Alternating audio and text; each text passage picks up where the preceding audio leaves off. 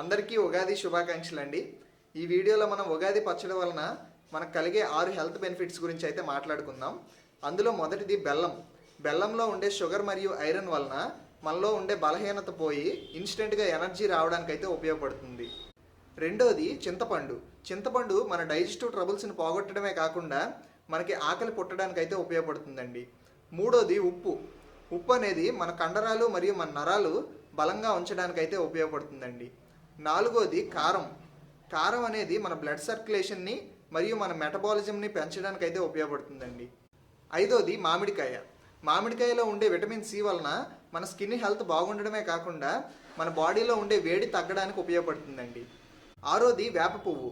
వేప పువ్వు మన బాడీలో ఏమైనా ఇన్ఫెక్షన్స్, బ్యాక్టీరియల్ ఇన్ఫెక్షన్ కానీ ఫంగల్ ఇన్ఫెక్షన్స్ కానీ ఏమైనా ఉంటే అవి పోగొట్టడానికి అయితే ఉపయోగపడుతుందండి.